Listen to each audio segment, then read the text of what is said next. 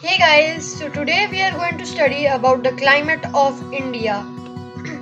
So, as usual, we start off with parts of chapter. So, there are main four parts of the chapter.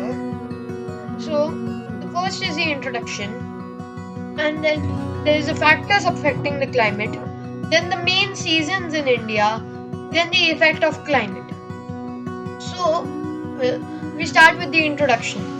So, climate is the atmospheric condition of a place over a long period of time.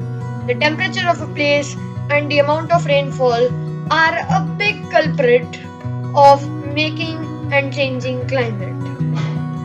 Then there are the factors affecting the climate.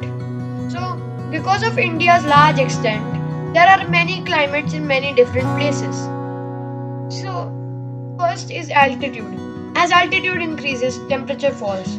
In distance from the sea, the winds from the sea ensure moderate coastal climate. Mumbai, a coastal city, has temperature variations of only about 5 degrees Celsius. Then, distance from the equator.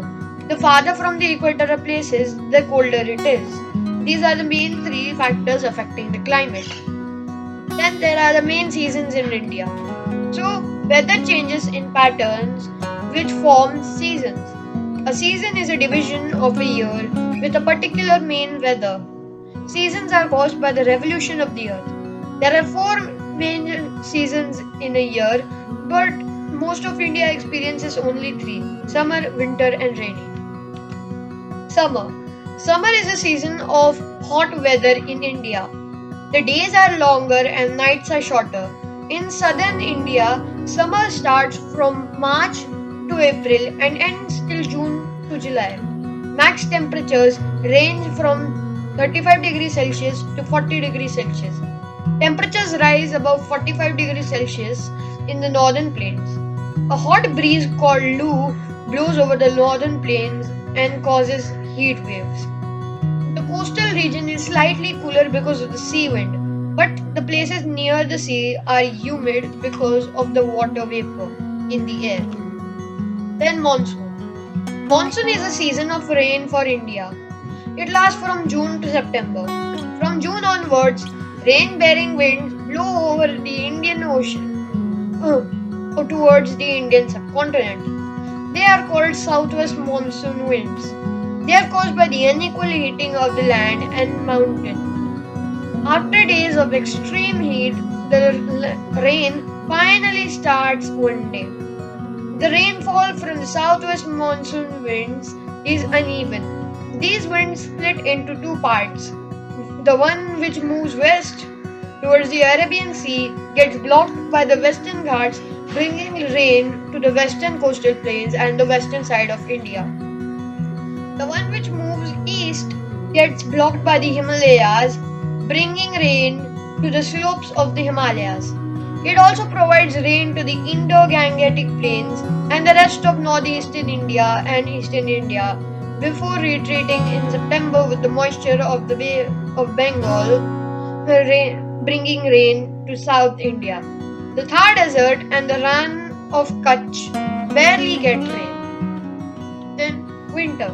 Winter lasts from December to February. During these months, the Himalayan region experiences extreme cold and snow as it is both higher in altitude and far from the equator.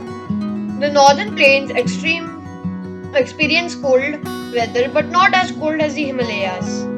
The peninsular region is warmer because of being surrounded by water on all three sides and being closer to the equator.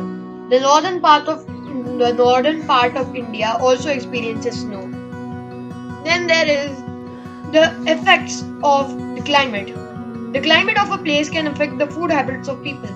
In north and northeastern India, chapatis are cultivated. Rice is grown in southern and eastern India.